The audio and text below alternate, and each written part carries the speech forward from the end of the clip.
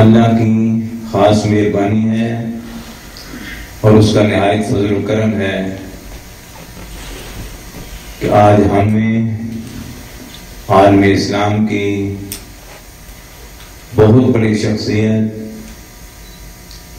میرا منہ اس قابل نہیں ہے کہ میں ان کے بارے میں کچھ الفاظ عرض کر سکوں.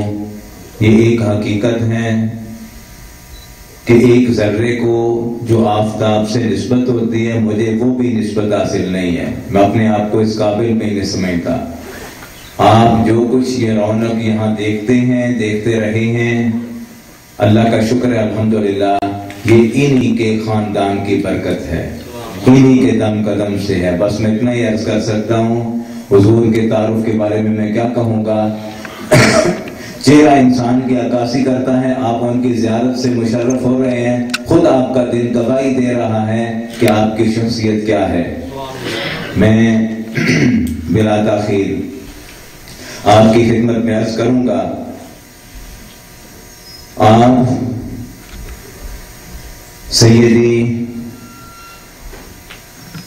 حجت الاسلام پیر طریقت محمد عرفان شاہ صاحب مشہدی مصفی دامت برکاتہم القدسیہ،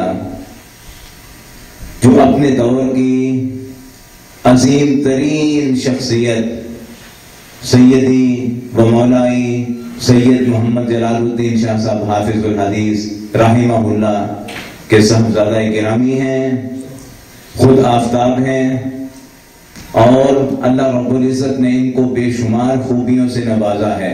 علم اپنی جگہ پہ ہے، علم میں بھی اپنی مثالات ہیں، تقوی میں بھی، اور اپنے نسب میں بھی اللہ کا شکر ہے ایک اپنا منفرد مقام رکھتے ہیں. آپ پور جوش نعرہ لگاتے ہوئے حضرت کا استقبال فرمائیں. میں دل کے اتھا گہرائیوں سے آپ کی طرف سے، اپنے جامعہ محمدیہ کی طرف سے، اور سارے بروکلن اور نیو یارک کے اہالیان کی طرف سے ان کو تہہ دل سے مبارکباد پیش کرتا ہوں، خوش آمدید کہتا ہوں. آپ کا آنا حضرت ہمارے لیے مبارک ہو، مبارک ہو، اور آپ کا قدم رنجا انشاءاللہ ہمارے لیے دین اسلام کی خدمت کی نئی راہیں کھولے گا انشاءاللہ. نعرہ تکبیر، نعرہ رسالت، نعرہ تکبیر، نعرہ رسالت، نعرہ رسالت. علماء حق، علماء اہل سنت و جماعت، حضرت پیر صاحب قبلہ. بسم اللہ الرحمن الرحیم. رب اشرح لی صدری ویسر لی امری واحلل عقدۃ من لسانی یفقہوا قولی. الحمدللہ، الحمدللہ الذی لا مانع لحکمہ ولا ناقض لقضائہ، والصلاة والسلام علی سید انبیائہ وسند اولیائہ واحبابہ المعارضین لأعدائہ. اما بعد فاعوذ باللہ من الشیطان الرجیم. بسم اللہ الرحمن الرحیم. واعتصموا بحبل اللہ جميعا ولا تفرقوا واذكروا نعمة الله عليكم إذ كنتم أعداء فألف بين قلوبكم فأصبحتم بنعمته إخوانا وكنتم على شفا حفرة من النار فأنقذكم منها كذلك يبين الله لكم آياته لعلكم تهتدون. صدق الله العظيم. ان اللہ وملائکته یصلون علی النبی یا ایھا الذین آمنوا صلوا علیہ وسلموا تسلیما.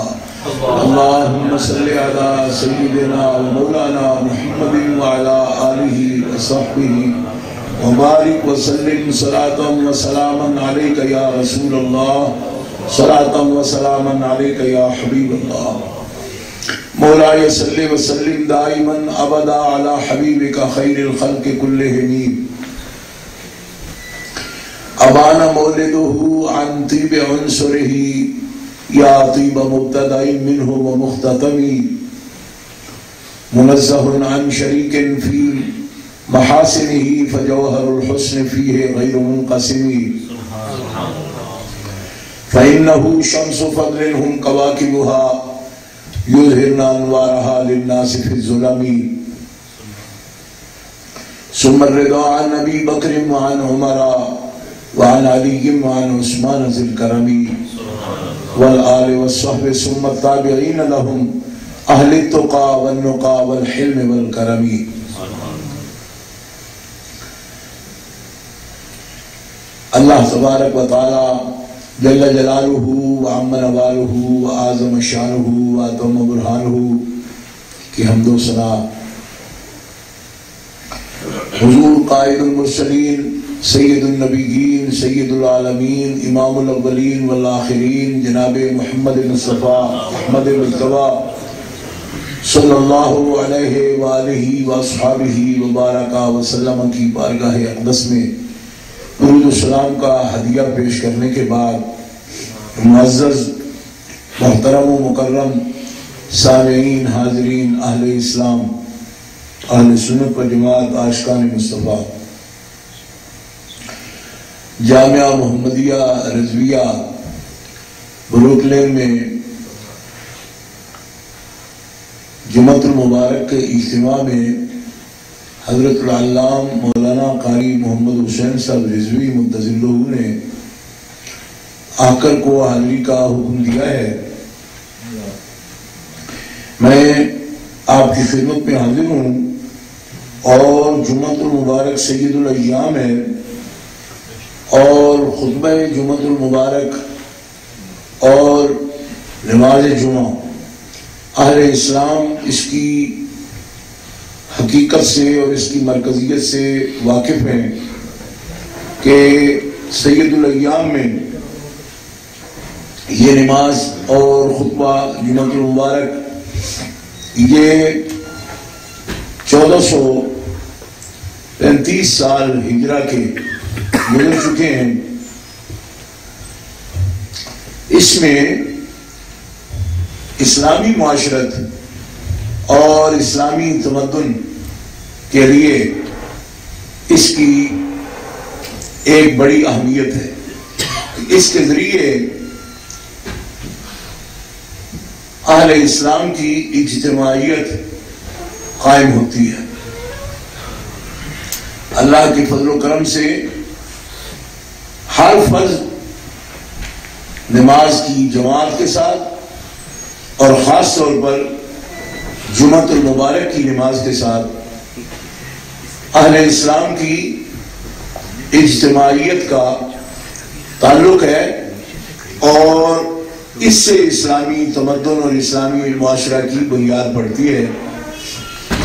یہ اہل اسلام کے قرب کا بھی ذریعہ ہے آپس میں اور دین اسلام کی عظمت و شوکت کا بھی اس سے تعلق ہے اور مسلم برادری کے آپس میں تعلق اور ایک دوسرے کے دکھ سکھ سے واقف ہونا اور اس میں شریک ہونا اس کے لیے بھی بڑا اہم موقع ہے جو قدرت نے اپنے بندوں کو فراہم کیا ہے. اللہ تعالیٰ جل شانہ وعز اسمہ عبادت کا اور اس کے ذریعے جو اسلامی تمدن پر اس کے اثرات ہیں اس کے فوائد سے اہل اسلام کو متمتع ہونے کی اور فیض یاب ہونے کی توفیق عطا فرمائے. گرامی قدر اللہ، جیسا کہ قاری صاحب قبلہ نے بھی فرمایا کہ یہاں گفتگو کے لیے یا کسی مضمون کے بیان کے لیے وقت کم ہوتا ہے. آپ حضرات ابھی حاضر ہو رہے ہیں مسجد میں اور خطبہ جمعہ تک جتنا وقت ہے کوشش ہوگی کہ دین کی کوئی بات آپ کے سامنے پیش کر دی جائے اور حسب توفیق اس میں سے فائدہ جو بھی ہو سکے میں بھی اس کا ثواب اجر و ثواب پا سکوں اور آپ بھی. سب سے پہلے جو بات، میں چونکہ پہلی دفعہ ہی امریکہ آیا ہوں اور میں نے جتنا امریکہ میں تھوڑا بہت میری طبیعت ایسی علیل بھی ہے کہ زیادہ گہرائی میں جا کر تو نہیں دیکھ سکا میں امریکہ کو، لیکن جتنا میں نے دیکھا ہے ایک لیو پیکر سا ایک ماحول اور بڑا بھاری بھرکم اور جو ہے نا ہر طرف بلڈنگیں اور بڑے بڑے پل ہیں اور سڑکیں ہیں، اور یہ سب چیزیں دیکھ کر بندہ ہیبت زدہ سا ہو جاتا ہے۔ آپ کا روزمرہ کا کام ہے، اب نہیں ہوتے ہوں گے، لیکن یہ ہمارے ملکوں میں جو تیسری دنیا کہلاتی ہے، ایشیا سے ہمارا تعلق ہے، وہاں کے لوگوں کے لیے یہ چیزیں بھی بڑی عجیب ہیں، کیونکہ ظاہر ہے کہ جن ملکوں کے اندر ایسا کچھ نہیں ہے ان کے لیے یہ بھی ایک بہت بڑی بات ہے۔ اور اس سے مرعوب ہو جانا، روب میں آ جانا ایک فطری بات ہے انسان کی، کہ وہ ایسی چیزیں دیکھے گا تو روب میں آئے گا کہ تخلیق تو اللہ تعالیٰ کرتا ہے، مگر بندے بھی بہت کچھ کر دیتے ہیں، اور یہ کر رہے ہیں۔ ایسے ماحول میں ایک دین کا جو خادم ہے، دین اسلام کا، وہ کیا دیکھتا ہے اور کیا محسوس کرتا ہے کہ اس سارے ماحول میں اللہ تبارک و تعالی جل شانہ وعز اسمہ اپنے قدرت سے جو نظام وضع کیا ہے اور جو کچھ اس نے انسانوں کے لیے تخلیق کیا ہے، اور جو کچھ اللہ تبارک و تعالی جل شانہ نے انسانوں کے لیے پروگرام ترتیب دیا ہے، شریعتیں دی ہیں، ہدایتیں دی ہیں، انبیاء بھیجے ہیں، کتابیں بھیجی ہیں، اس کی بھی کیا وہ گنجائش ہے اس ماحول کے اندر، یا بس یہی زندگی ہے جو کچھ آپ دیکھ رہے ہیں؟ یہ ایک انسان کے محسوسات کے اندر یہ باتیں ہوتی ہیں، اور اس کو ان باتوں پر غور کرنا چاہیے، اور اس کے اندر یہ دیکھنے کی ضرورت ہے کہ جتنے بھی اللہ کے نبی تشریف لائے ہیں ہدایت، قوموں کی ہدایت کے لیے، ان کا جو موضوع ہے زندگی کا، وہ یہ سڑکیں اور یہ پل اور یہ پلازے یہ نہیں رہا ہے۔ کرتے رہے ہیں کام وہ معجزانہ طور پر بھی اور اس کے علاوہ بھی کیے ہیں، مگر یہ ان کا موضوع نہیں ہے۔ اور قرآن ایک کتاب ہے، ہدایت کی جامع کتاب ہے، اس کا بھی موضوع یہ نہیں ہے کہ وہ کوئی انجینئرنگ کی کتاب ہے یا سائنس کی کتاب ہے جو لوگوں کو بتائے گی کہ پل کیسے بنائے جاتے ہیں، یا بڑے بڑے دو پیکر پلازے کیسے کھڑے کی جاتے ہیں، یہ باتیں نہیں ہیں۔ اس کے اندر یہ چیزیں انسان کے عقل پہ چھوڑی گئی ہیں، اور اس کے اندر ہی سب کچھ جو ہے ڈالا گیا ہے، تجربات سے، مشاہدات سے، سائنس سے، یہ سب چیزیں وجود میں آتی ہیں۔ میرے گزارش کرنے کا یہ مقصد ہے کہ انسان اسباب دنیا کی فراہمی اور اسباب دنیا میں آسائشیں، سہولتیں، ان کے حصول سے آگے بھی کسی چیز کا نام انسان ہے، اور اس کی وہ ضروریات ہیں کہ جن ضروریات کے لیے سائنس بھی اور سائنسدان بھی، ڈاکٹر بھی خود اس کے محتاج اور ضرورت مند ہیں۔ کتنے سائنسدان اور ڈاکٹر ایسے ہیں کہ جو اس خلا کی وجہ سے خودکشی پر مجبور ہوئے، ان کی تاریخ یہ بتاتی ہے، اور وہ اپنی بنائی ہوئی اس دنیا میں اور آسائشگاہ میں سانس لینے تک سے مجبور ہو گئے، اور خودکشی کر کے انہوں نے ہلاکت کو اپنے سینے سے لگایا۔ یہ صرف دعویٰ نہیں ہے، آج انٹرنیٹ کی دنیا ہے، آپ جا کے ایک بٹن دبا کے آپ دیکھ سکتے ہیں جو کچھ میں آپ کے سامنے کہہ رہا ہوں، لیکن کہنے کا مقصد یہ ہے کہ انسان دو چیزوں سے عبارت ہے۔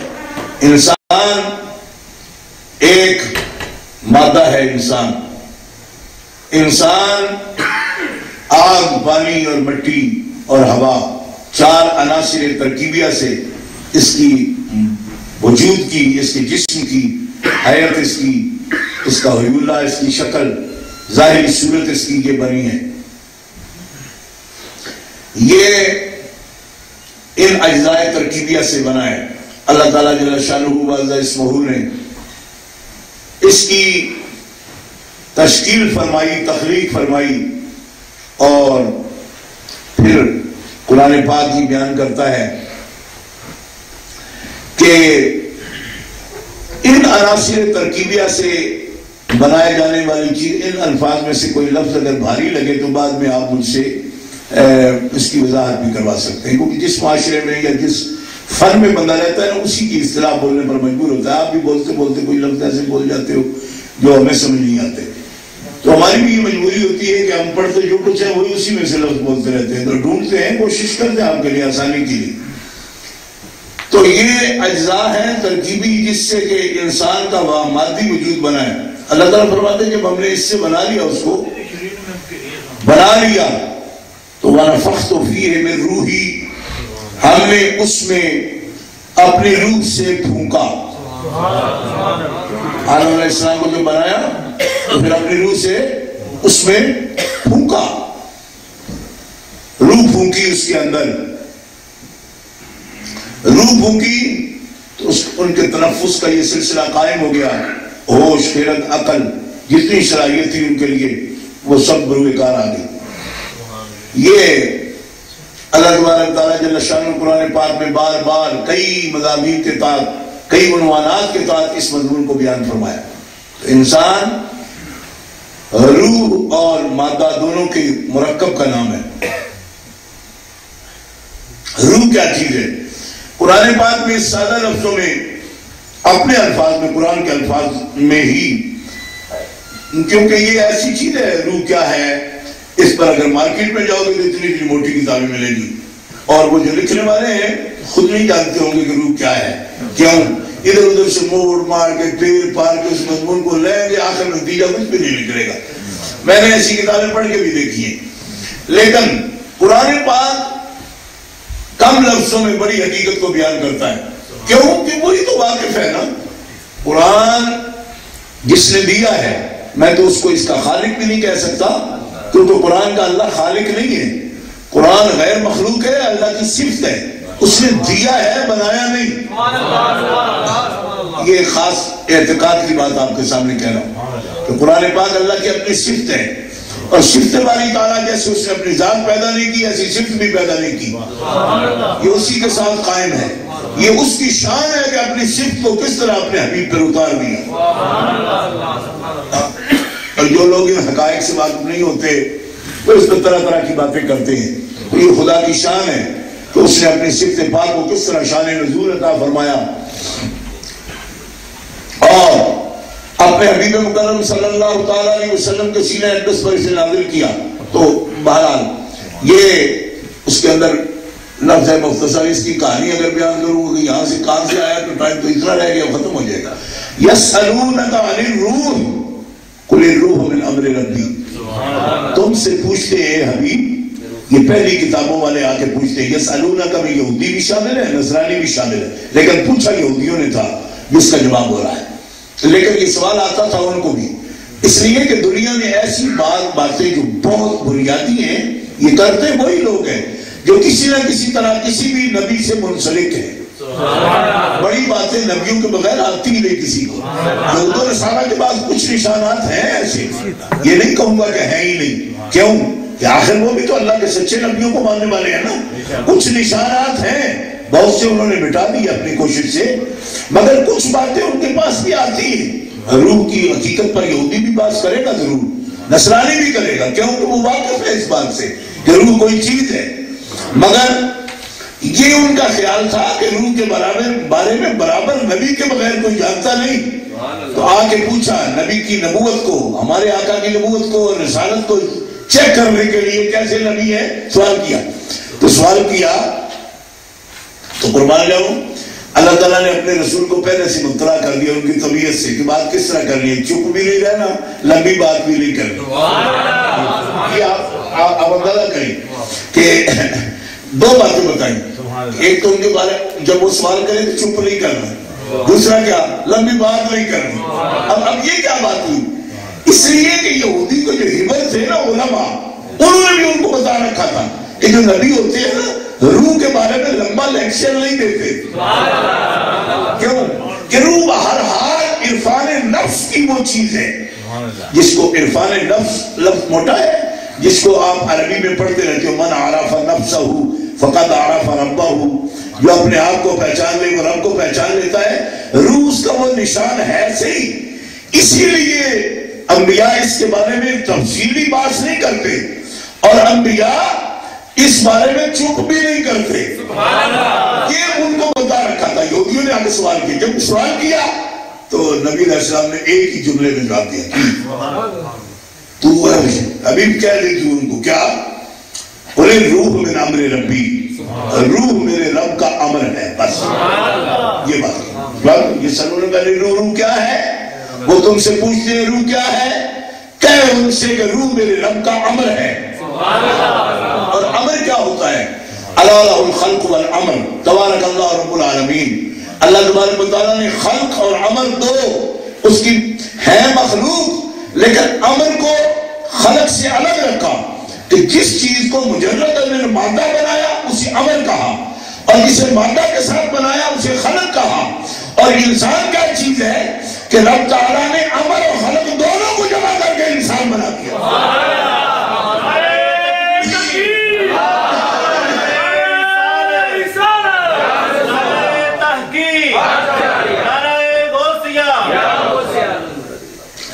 اس لیے انسان خود اپنے آپ کو نہیں سمجھتا.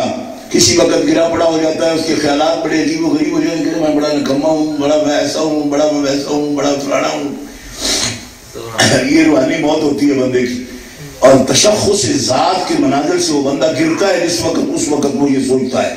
تنزلات اس کی اترائی کی باتیں، اپنی خسیس باتوں پر جب دھیان جاتا ہے تو بندے میں اس قسم کے جذبات پیدا ہوتے ہیں. ایسے لوگ خودکشی بھی کرتے ہیں بعد میں. لیکن حضرت مولا کائنات علی المرتضیٰ شیر خدا کرم اللہ تعالی وجہ الکریم علم الاسرار کے بڑے عالم ہیں. رسول گرامی صلی اللہ تعالی علیہ وسلم نے علم الاسرار کا بڑا عالم فرمایا حضرت علی شیر خدا کو. آپ نے فرمایا کہ میں اس سے کوئی باتیں، آپ بات کرتے تھے کبھی ان سے تو صحابہ کرام رشک کرتے تھے کہ آپ نجوہ کرتے ہیں ان سے، نجوہ کرتے ہیں سرگوشی کرنے کو، کان کے نیچے قریب منہ کر کے جس سے بات کی جائے. تو کبھی ان سے نجوہ ہوتا سرکار کا. تو ایک صحابی کہتے ہیں یا رسول اللہ ایک کوئی الگ بات ہے شریعت کی جو چچا کے بیٹے سے کرتے ہیں آپ؟ فرمایا شریعت کی باتیں چچا کے بیٹے سے الگ کرنے کا اللہ نے مجھے حکم نہیں دیا، نہ اجازت دی ہے. شریعت تم سب کے لیے ہے، شریعت تم سب کے لیے. البتہ اسرار سب کے لیے نہیں، کیونکہ اسرار کو سب برداشت نہیں کر پاتے. اسرار اگر آپ سمجھنا چاہیں، اور آپ میں سے ہر ایک آدمی ماشاءاللہ مجھ سے کئی لوگ علم میں عمر میں بڑے ہیں، سمجھتے ہیں اگر اس بات کو آپ جاننا چاہیں تو قرآن سے باہر کی چیز نہیں ہے. 16ویں پارے میں ابتدا اسی سے ہوتی ہے ساری. جو خضر علیہ السلام اور حضرت موسیٰ علیہ السلام کی بات ہوئی، علم الاسرار کی ہی بات ہے ساری. تو فرمایا میں کوئی علی سے الگ شریعت کی بات نہیں کرتا، شریعت تم سب کے لیے ہے. میں دھیمی آواز سے شریعت نہیں بیان کرتا، وہ اونچی آواز سے بیان کرتا ہوں خطبے میں. البتہ جو اسرار کا اہل ہے اس کے سامنے اسرار کی باتیں کرتا ہوں، اس کی بات کرتا. تو علم و اسرار سے حضرت مولا علی شیر خدا فرماتے ہیں کہ وجود انسان جو ہے یہ امر و خلق کا مجموعہ ہے. اس لیے سانے کی عجب عجب تخلیق ہے یہ. اور خود عرفان نفس جسے نہیں ہوتا وہ گرا پڑا رہتا ہے اپنے ذہن میں بھی، لیکن جسے عرفان نفس ہو اسے تو عرفان رب ہو جاتا ہے. وہ اپنے آپ کو پہچانے تو رب کو پہچانے. لہذا فرماتے ہیں وجود انسان ایک خود عالم اکبر ہے. یہ مولا علی شیر خدا کا فرمان ہے کہ وجود انسانی ایک پوری دنیا ہے، اس کے اندر پوری ایک دنیا اس کے اندر موجود ہے. انسانی وجود خود عالم اکبر ہے. اگر اس کی حقیقت کو وہ پہچانے اور اس کی طرف متوجہ ہوگا تو وہ خالق کو بھی پہچانے گا، مخلوق کو بھی پہچانے گا. اور اس اعتبار سے حکماء یہ کہتے ہیں کہ مخلوق کے اندر سب سے اہم، آپ کیا اہم کو سب سے کہتے ہیں؟ امپورٹنٹ ہے اور ویری امپورٹنٹ ہے، VVIP کہتے ہو. تو مخلوق خدا میں سب سے VIP کوئی مخلوق ہے خدا کی تو حضرت انسان ہے. سبحان اللہ. عالم عمل و خلق کا مجموعہ ہے یہ. اسی لیے تو اس کے دل کو رب تعالیٰ نے اپنا گھر بنایا ہے. سبحان اللہ. تو عرش پر نہ سمائے وہ انسان کے دل میں سماتا ہے. اعلیٰ حضرت برکت رحمۃ اللہ علیہ اس حقیقت کو بیان کرتے ہوئے کہتے ہیں تنگ ٹہری ہے رضا جس کے لیے وسعت عرش بس جگہ دل میں ہے اس جلوہ ہر جائی. کہ عرش کی وسعتیں جسے سنبھال نہ سکیں وہ جلوہ کبریائی اگر سماتا ہے تو ایک عبد مسلم کے اور عبد عاشق کے دل میں سمایا. یہ کیفیات ہے اس کی. مگر فی الحال میں صرف یہی موضوع بھی نہیں تھا میرے سامنے جو عرض کرتا. میں یہ عرض کرنا چاہتا ہوں آپ کے سامنے کہ انسان کی دنیاوی فلاح یہ صرف یہ نہیں البتہ ہمارے آقا ایسے ہیں جو دنیا دین دونوں کے جامع ہیں. یہ دین انزوا کا دین نہیں ہے. یہ دین تخلیہ کا دین نہیں ہے. یہ دین عیسوی کی طرح نہیں ہے. مصلحت در دین عیسیٰ غار و کوہ یہ غار و کوہ کا دین نہیں ہے. یہ بات یاد رکھنا. انزوا کا دین نہیں تخلیہ کا دین نہیں سب سے کٹ کے رہنے کا دین نہیں. یہ دین غار و کوہ کا دین نہیں. دیکھیے اللہ کے نبی صلی اللہ علیہ وسلم اللہ کو منانے کے لیے اور اللہ سے تعلق قائم کرنے کے لیے غاروں میں گئے لیکن جس دن مخلوق کا معاملہ اللہ نے اپنے معبود کے سپرد کیا غاروں سے نکال دیا. فرمایا آج کے بعد غار نہیں آنا. آج کے بعد الگ نہیں بیٹھنا اور بیٹھنا ہے ہی نہیں. قم یا ایھا المزمل قم مدثر قم یا ایھا المدثر قم فانذر وربک فکبر وثیابک فطہر والرجز فاہجر. اے چادر اوڑھنے والے کھڑے ہو جاؤ. یہ قم کیا ہے؟ اس کا مطلب یہ ہے کہ بیٹھنا غار میں بیٹھنا الگ بیٹھنا تخلیہ کرنا چلے کرنا یہ آپ کا کام نہیں. آپ کا کام ہے دین دنیا کو دونوں کو جمع کر کے اس پر خدا کی حکومت قائم کر دے. دنیا میں دین دکھا دینا لوگوں. اس لیے کہ ان کو دین کے لیے دنیا چھوڑنی پڑتی تھی پہلوں. کیا مطلب کہ ان کو وہ شادی بھی نہ کریں شادی نہ کریں معاشرے میں نہ آئیں ذمہ داریاں نہ لیں پھر دین اختیار کریں. فرمایا ایسے تو فرشتے بھی تھے. یہ انسانی معاشرہ کی تکمیل یہ نہیں کہ لوگ میرے لیے دنیا چھوڑ کے میرے لیے مجھے پسند کرنے لگے. ایسا اگر ہو تو ملائکہ کو میں اپنا خلیفہ بنا لیتا. دنیا میں رہتے ہوئے دنیا کو اپنے دل میں جگہ نہ دے ایسے بندے چاہیے. اور آپ اٹھیے غار میں نہیں بیٹھنا. چلیے قم فانذر وربک چلیے اور اپنے رب کا ڈر سنائیے قوم کو اور رب کی بڑائی بولیے قوم کے سامنے کیونکہ یہ ہے آپ کا کام. غار میں بیٹھنا کام نہیں. چلا کرنا صرف وظیفہ کرنا آپ کا کام نہیں. باہر نکلیے. دنیا کا ارزان ہے آپ کا. میدان عمل ہے آپ کا. اور دنیا 1,24,000 پیغمبر آپ کا اعلان کرتا رہا. دنیا کو ضرورت ہے وجود محمدی کی. اور اس مسجد دنیا اگر ہے تو اس کی آذان کو ترستی ہے محمد رسول اللہ کی آذان کو. آپ آئیے اور قوم کے سامنے اپنا پیغام پیش کیجئے اور قوم کو بتا دیجئے کہ دنیا کا انزوا یا تخلیہ کر کے اور دنیا چھوڑ کر دین کو اختیار کرنا یہ دین محمدی نہیں بلکہ دین محمدی یہ ہے ربنا آتنا فی الدنیا حسنہ وفی الآخرۃ حسنہ. اے میرے رب میری دنیا بھی اچھی کر میری آخرت بھی اچھی کر. اگر کوئی یہ کہے کہ دنیا تو ملعون ہے اور قابل نفرت ہے اور اس کی ضرورت ہی نہیں ہے فرمایا اس کو معلوم نہیں کہ یہ رسول اللہ کا فرمانا نہیں. رسول اللہ یہ دعا کریں فی الدنیا حسنہ دنیا بھی حسن ہو آخرت بھی حسن ہو. جو ان میں سے دونوں میں ایک چاہتا ہے وہ دین جامع کو نہیں سمجھتا. منکم من یرید الدنیا ومنکم من یرید الآخرہ. کچھ تم میں وہ ہیں جو صرف دنیا کا ارادہ کرتے ہیں کچھ تم میں وہ ہیں جو صرف آخرت کا ارادہ کرتے ہیں. نہ فرمایا رسول کیا ارادہ کرتے ہیں فی الدنیا حسنہ وفی الآخرۃ حسنہ.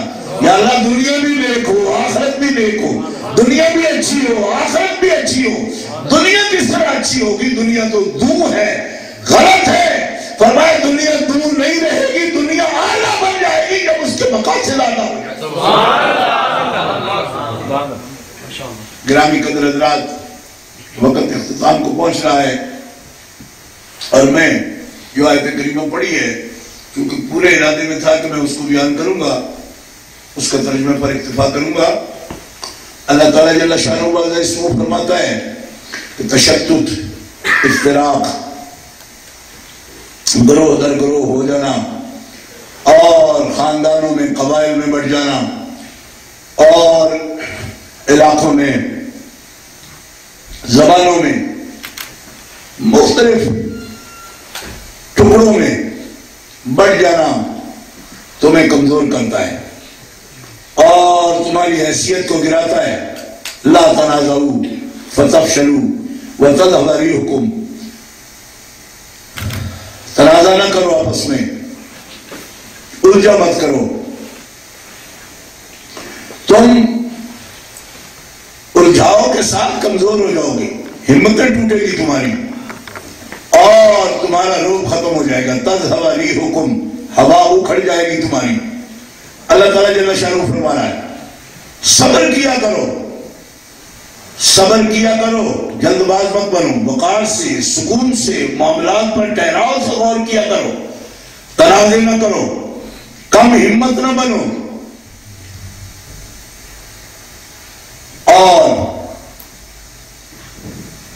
اذا لقیتم فئۃ فاثبتوا، مسائل اگر پیش آتے ہیں زندگی میں تو ثبات قلب کے ساتھ ان کو فیس کیا کرو۔ تمہارے اندر ان کے حال میں نے رکھے ہوئے، عقل کو کام میں لاؤ، اور خدا کی ذات پر توکل کرتے ہوئے مسائل حاضرہ کو پیش نظر جو مسائل آتے ہیں ان کو فیس کیا کرو۔ قرآن پاک کا حکم ہے۔ فاثبتوا، یا اللہ ہوش اڑ جاتے ہیں، ثبات کی کوشش تو کرتے، کرے کیا؟ فرمایا تم کچھ نہ کر پاؤ جب تو وَاذْكُرُوا اللَّهَ كَثِيرًا لَعَلَّكُمْ تُفْلِحُونَ، مجھے یاد کر لیا کرو، کیونکہ کثرت کے ساتھ جو مجھے یاد کرتے ہیں وہ کامیاب ہو جاتے ہیں۔ کیوں؟ انسان کا سب سے بڑا ہتھیار یہ ہے جب اس کا دماغ شال ہو جائے تو میرے پاس تو علاج ہی نہیں نکل رہا، فرمایا علاج اس وقت میں نکالتا ہوں۔ مَن يَتَّقِ اللَّهَ يَجْعَل لَّهُ مَخْرَجًا، جو اللہ سے ڈرتا ہے اللہ تعالیٰ اس کے لیے وہاں راستہ پیدا کرتا ہے جہاں راستہ ہوتا ہی نہیں ہے۔ وَيَرْزُقْهُ مِنْ حَيْثُ لَا يَحْتَسِبُ، اور اللہ تعالیٰ بے حساب رزق عطا فرماتا ہے۔ وَمَن يَتَوَکَّلْ عَلَى اللَّهِ فَهُوَ حَسْبُهُ، جو ذات مطلق پر بھروسہ یقین کامل کے ساتھ رکھتا ہے اللہ تعالیٰ اس کے لیے ہر اعتبار سے کافی ہو جاتا ہے، دنیا کے لیے بھی، دین کے لیے بھی کافی کمی نہیں رہتی۔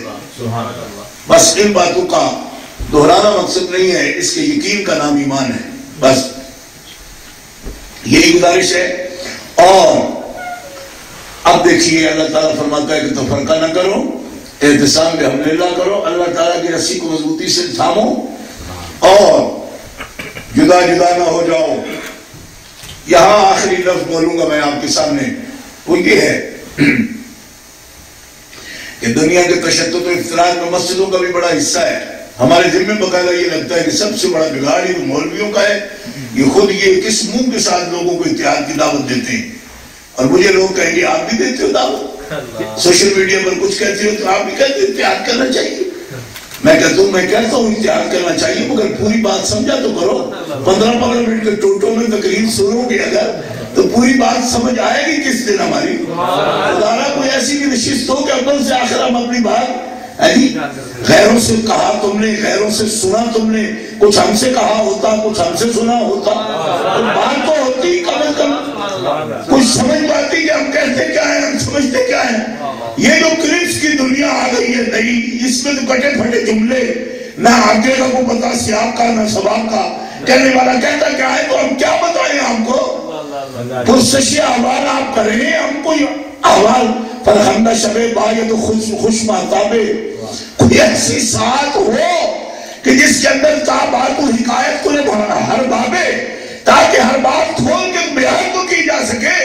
تو نقطہ صرف اتنا ہی عرض کرنا چاہتا ہوں کہ ہم کہہ دیتے ہیں وَاعْتَصِمُوا بِحَبْلِ اللَّهِ، اور کوئی جماعت آئے گی وہ بھی کہے گی واعتصموا بحبللہ، تیسری جماعت آئے گی وہ بھی کہے گی واعتصموا بحبللہ، چوتھی جماعت، اور ہر ایک اپنا ایک الگ ریڈ کی کھڑی کر کے چلا جائے گا اور لوگوں کو کہتا بھی جائے گا کہ واعتصموا بحبللہ۔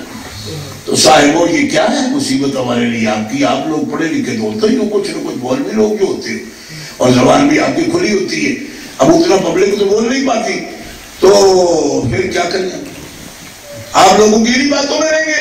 تو میں آپ کے سامنے بھی کوئی نیا فارمولہ نہیں دے رہا، صرف اتنی بات عرض کرتا ہوں اور یہ کہتا ہوں کہ جو بھی آپ سے کہے اس سے یہ بات ضرور وہ گلوا لیجئے، کھلوا لیجئے، یہ بات کہہ لیجئے، اگر یہ واضح کر سکے تو پھر آپ کو مقصد سب کا سمجھ آ جائے گا۔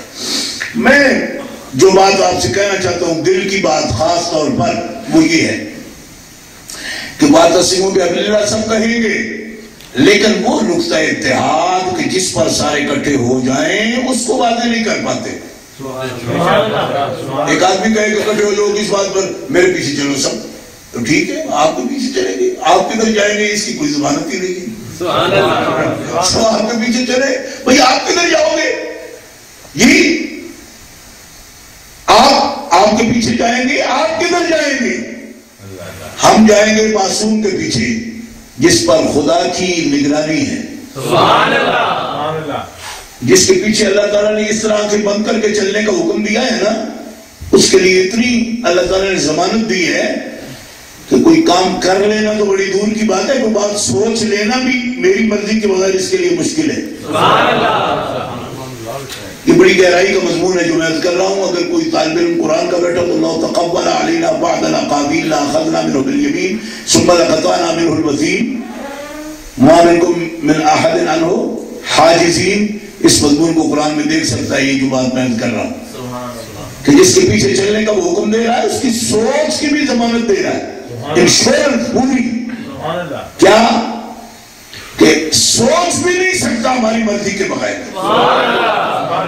ایسے کے پیچھے تو چلے، اور جس کے اپنے کوئی آگے پیچھے نہیں ہے اس کے پیچھے کیسے چلے ہم؟ تو اللہ تبارک و تعالیٰ جل شانہ نقطہ اتحاد بھی بتایا، صرف یہ نہیں کہا کہ حبللہ کو پکڑ لو اور حبللہ کوئی کہے کہ میری جماعت ہے آ جاؤ ہمارے ساتھ آ جاؤ، کوئی کہتا ہے میرے ساتھ آ جاؤ، ہم کٹھے ہو جائیں گے، ہم کٹھے ہو جائیں گے، اور خود الگ ایک فرقہ ہوتے ہیں وہ۔ تو گرامی قدر حضرات، اللہ تعالیٰ جل شانہ کو فرمانا ہے وَاذْكُرُوا نِعْمَتَ اللَّهِ عَلَيْكُمْ إِذْ كُنْتُمْ أَعْدَاءً فَأَلَّفَ بَيْنَ قُلُوبِكُمْ فَأَصْبَحْتُمْ بِنِعْمَتِهِ إِخْوَانًا۔ یہ تجربہ شدہ بات ہے پہلے کی، یہ تو تجربہ ہو گیا ہے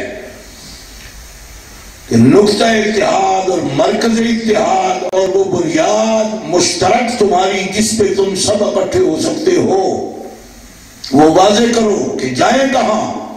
فرمایا خدا کی اس نعمت پر اکٹھے ہو جاؤ، اس نعمت پر اکٹھے ہو جاؤ، کوئی نقطہ اتحاد نہیں تمہارا، نقطہ اتحاد تمہارا خدا کی وہ نعمت ہے کہ اذ کنتم اعداء، جب تم سب ایک دوسرے کے دشمن تھے، الف بین قلوبکم، اس نے تمہارے قلوب کو نرم کیا،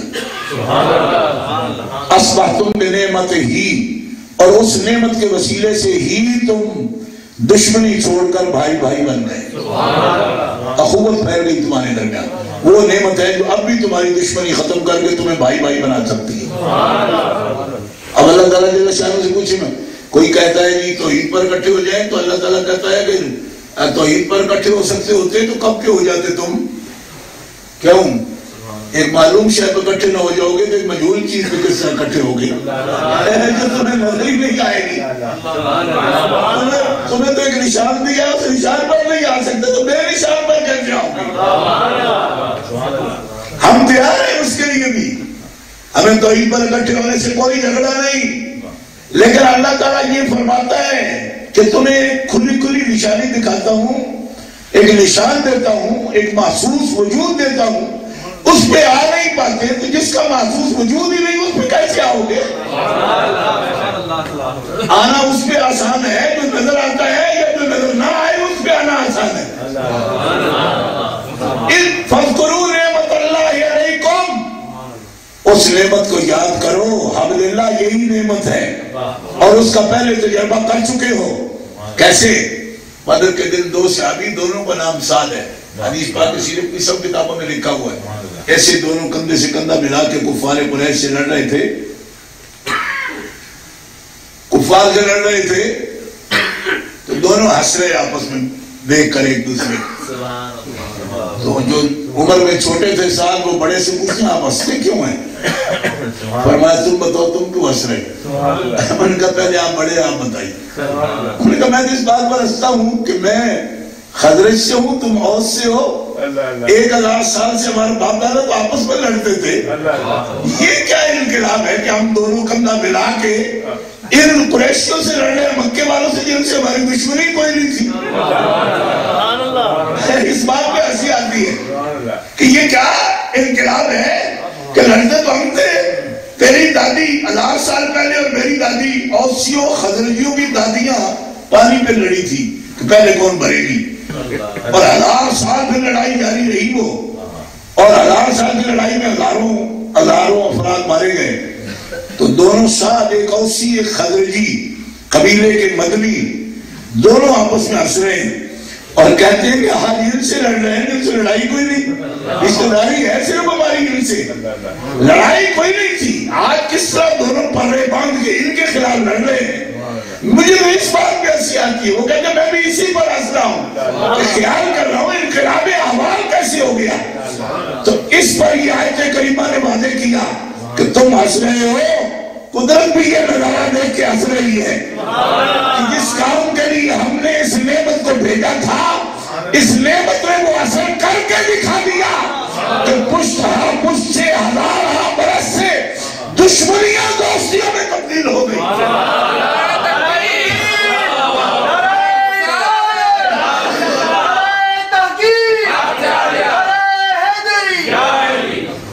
اور زاویہ بھی بدل گیا. دوستی اور دشمنی کا زاویہ بدل گیا. پانی بھرنے پہ جھگڑا نہیں. اب جن سے لڑائی ہو رہی ہے خدا کی ذات کے لیے ہو رہی ہے. اس میں نہ کوئی اونٹوں کے چھیننے کا نہ بکریوں کے چھیننے کا مسئلہ ہے نہ وہ کھانے کی بات ہے نہ پینے کی بات ہے. جھگڑا اس پر توحید باری تعالیٰ پہ ہے. مقاصد بدل گئے عنوان بدل گیا مقصد بدل گیا منشور دستور بدل گیا عنوان بدل گئے. اللہ تعالیٰ کیا فرماتا ہے اور میں ان کی دشمنیاں دیکھ لو ختم ہوئی نا اسی نعمت کی وجہ سے. تم بھی اگر چاہتے ہو کہ وحدت میں بدل جاؤ ایک قوم بن جائے تمہاری اور مضبوط ہو جائے دل تمہارے تنازع ختم ہو جائے بس اس نعمت کے قدم نہ چھوڑنا. تو میں اتحاد کی دعوت جو دوں گا امت کو دیتا پھر رہا ہوں تو میں مرکز بنیاد اتحاد کو بھی واضح کرتا ہوں. بنیاد اتحاد واضح کرتا ہوں. بنیاد اتحاد جناب محمد رسول اللہ ہے. اساس اتحاد جناب محمد رسول اللہ ہے. جو جواب بھی ان کے قدموں پر ہم سے مشترک ہونا چاہے ہم سب اختلافات چھوڑ کر ان کے ساتھ ملنے کو تیار. لیکن محمد رسول اللہ کے قدموں پر یہ اتفاق نہ چاہے کسی اور مرکز پر لے جانا چاہے تو وہ غلطی میں ہے. وہ خود مرکز اتحاد سے دور ہے. وہ خود اختلاف کی بنیاد ہے. وہ اتحاد کا نام کس بنیاد پر لیتا ہے؟ اتحاد کی بنیاد حضور ہے. اسی حقیقت کو علامہ اقبال رحمہ اللہ نے سادے آسان لفظوں میں اگرچہ فارسی میں کہا میں ترجمہ کر دوں گا وہ مصطفیٰ برساں خیش را کے دی ہما حضور علیہ السلام کے قدموں تک پہنچ جاؤ. دین سارے کا سارا حضور ہی کا نام ہے. اگر بہو نہ رسیدی تمام بو لہبی ان تک نہ پہنچو تو بو لہبی ہو کیونکہ درمیان میں اور کوئی منزل نہیں ہے. اس لیے نقطہ اتحاد پر الحمدللہ اہل السنہ والجماعہ موجود ہیں.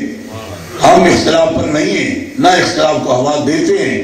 ہم اس نعمت کا ذکر کرتے ہیں اجتماعی طور پر اور بڑھ چڑھ کر الحمدللہ اور اسی پر ملت اسلامیہ کو وحدت کی اتحاد کی دعوت پیش بھی کرتے ہیں اور ان سے اختلافات یکطرفہ طور پر بھی ختم کرنے کا اعلان کریں گے جو لوگ نبی علیہ السلام کے قدموں پر اتحاد کے لیے تیار ہیں. اس لیے یہ ہمارے پاس بنیاد ہے اور یہ بنیاد وہ ہے جو پوری ملت کو ایک لڑی میں پرو دے گی. ایک سلک میں مروارید کی یہ سلک ہے اللہ کے فضل و کرم سے اس کے اندر ایک پوری ملت کو پرو دے گی. اللہ تعالیٰ جل شانہ وعز اسمہ تشتت و افتراق سے بچائے اور امت مسلمہ کو ایک وحدت کی لڑی میں پرونے کی توفیق عطا فرمائے. وآخر دعوانا الحمدللہ رب العالمین.